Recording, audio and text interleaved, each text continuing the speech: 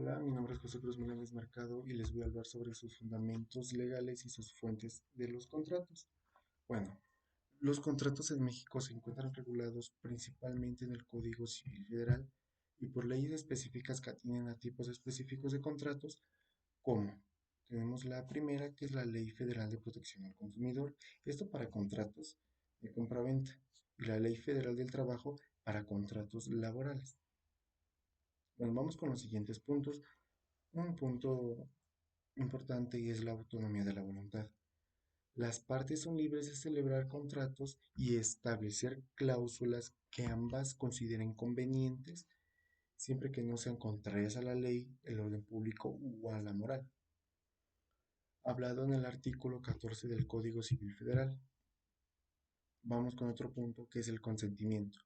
El consentimiento de las partes es libre, voluntario y exento de vicios como el error, dolo, violencia o intimidación, que esto lo habla y regula el artículo 1565 y 1566 del Código Civil Federal. Bueno, vamos con la capacidad jurídica. Las partes contratantes deben tener la capacidad legal para celebrar el contrato. En general, las personas mayores de edad de plena capacidad de ejercicio de sus derechos civiles pueden contraer libremente algún tipo de contratos. Esto nos los habla el artículo 42 y 43 del Código Civil Federal. Vamos con el objeto del contrato. El objeto del contrato debe de ser legal, lícito, posible, determinado y susceptible de estimación en cuanto a su valor. Hablado en el artículo 1567 del Código Civil Federal. Pasemos al siguiente punto, que es la forma en general. Los contratos no requieren una forma específica para ser válidos. Más sin embargo, la ley exige una forma escrita para ciertos contratos, como la compraventa de inmuebles o los contratos que otorguen garantías hipotecarias. Esto hablado en los siguientes artículos, que son los 1806, 1807 del Código Civil Federal. Bueno, vamos con las obligaciones de las partes en un contrato. Cumplir con lo pactado. ¿A qué me refiero con cumplir con lo pactado? Es cuando ambas partes están obligadas a cumplir con buena fe, con voluntad, con todas las cláusulas que establecen en el contrato. Vamos con el siguiente punto, que es actuar con diligencia. Las partes deben actuar con diligencia necesaria para cumplir con sus obligaciones. Pasemos al siguiente. Reparar los daños y perjuicios. Bueno, me refiero con esto en caso de incumplimiento, la parte afectada puede exigir a la parte incumplidora la reparación de los daños y prejuicios, eso sea que le devuelvan su dinero o porque no establecieron cosas o no están de acuerdo en cosas, ¿no? Nulidad y rescisión de contratos. Bueno, hablemos que es la nulidad. En un contrato puede ser nulo de pleno derecho si no reúne los requisitos de validez como consentimiento, capacidad, objeto y forma. Rescisión.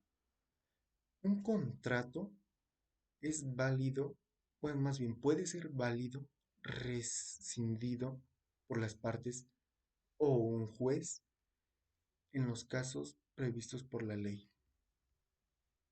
Vamos con algunos fundamentos legales específicos de algunos tipos de contratos civiles.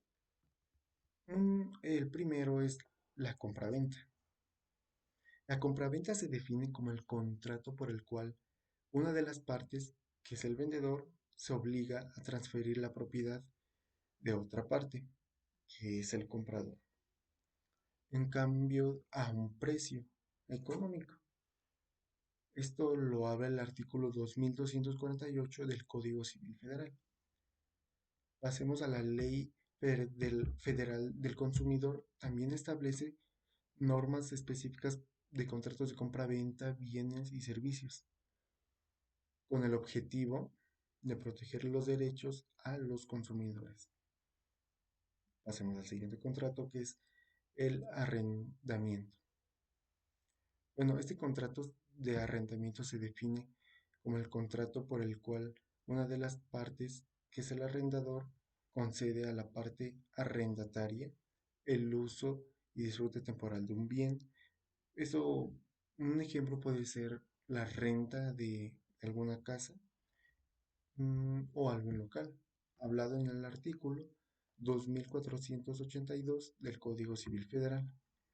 Tenemos el contrato de préstamo. Bueno, el contrato de préstamo se define como el contrato por el cual una de las partes, que es el prestamista, entrega a la otra parte, que es el prestatario, una cantidad de dinero, bienes fungibles, con la obligación de devolvérselos al, a un tiempo que ambos acordaron.